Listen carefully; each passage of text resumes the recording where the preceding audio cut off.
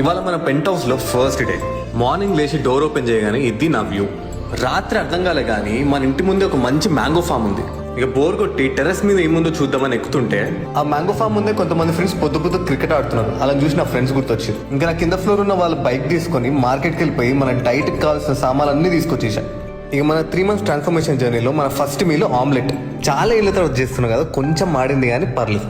ఇక మన first meal అయిపోగానే నా ఫుడ్ అంతా ఒకసారి ఆర్గనైజ్ చేసేసాం. ఆ బయట దివాళీకి వేసినట్టు ఫెయిరీ లైట్స్ వేస్తే బాగుంటుంది అంటావా? సూపర్ మార్కెట్ పోయి అన్ని కొని గ్లాసులు మర్చిపోయినా. ఇక హాల్ కొంచెం బ్రైట్ ఉండాలని చెప్పి హాల్ కున్న విండోస్ కి వైట్ కర్టన్స్ ఆర్డర్ చేసిన, బెడ్రూమ్ లో ఉన్న విండోస్ కి గ్రీన్ కలర్ కర్టన్స్ ఆర్డర్ చేసిన. ఇక చూస్తూనే లంచ్ టైం అయిపోయింది. చికెన్ ఉండడం స్టార్ట్ చేసేసా. ఆ ప్రాసెస్ మధ్యలో జెప్టో అన్న రైస్ కుక్కర్ తీసుకొని వచ్చేసాడు. నా జిందగీలో ఒక్కసారి నేను రైస్ పెట్టింది లేదు. ఇక మమ్మీకి వీడియో కాల్ చేసి మమ్మీ హెల్ప్తో రైస్ వండడం స్టార్ట్ చేశా. ఫస్ట్ ట్రైకి నాట్ బ్యాడ్, బాగానే వచ్చేసింది. చికెన్ రైస్ కొనుక్కున్నా కానీ మెయిన్ ఫైబర్ మర్చిపోయా, కీరా ఇంకా క్యారెట్. ఇక చూస్తూ ఈవినింగ్ అయిపోయింది. అలా కూర్చొని పాటలు వింటూ కూర్చున్నా. ఇక జిమ్కి మిగిలిపోయిన చికెన్ రైస్ తిని స్నానం చేసుకొని జిమ్కి రెడీ అయిపోయినా. ఇన్ని ఫుడ్ కోర్ట్ల మధ్యలో అదిగో అదే మా జిమ్. చాలా మంత్స్ తర్వాత మళ్ళీ జిమ్లో అడుగుపెట్టిన. ఇక కక్కుర్తి పడి అన్ని వెయిట్లు దన్న లేపకుండా ప్రతి వర్కౌట్ తక్కువ వెయిట్తో 1-2 sets చేసిన. ఈ మెషిన్ ట్రై చేయగానే ఇది నా ఫేవరెట్ బ్యాక్ వర్కౌట్ అయిపోయింది. ఎందుక ఒకసారి చూడు, ఆ స్ట్రెచ్, ఆ కాన్సన్ట్రేషన్, అబ్బాబాబా అసలు మామూలుగా లేదు. సాటర్డేనే ఎందుకో తెలియదు కానీ ఈవినింగ్ 6 o'clock కూడా జిమ్ అంతా చాలా ఖాళీగా ఉంది. ఎక్కలేని మెషిన్లన్నీ ఇక్కడే చూస్తున్నా. ఇది ట్రైసెప్ అంట.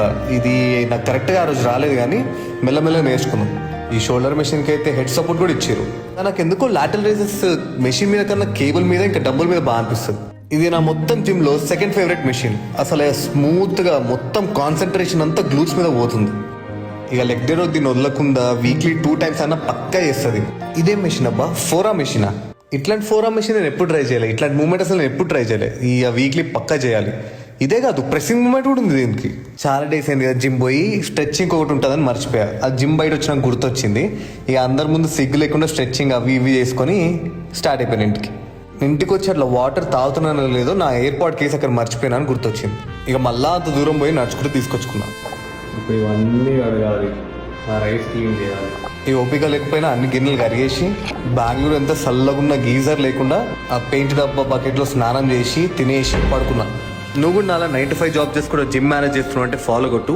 ఇద్దరం కలిసి బాడీ బిల్డ్ చేద్దాం.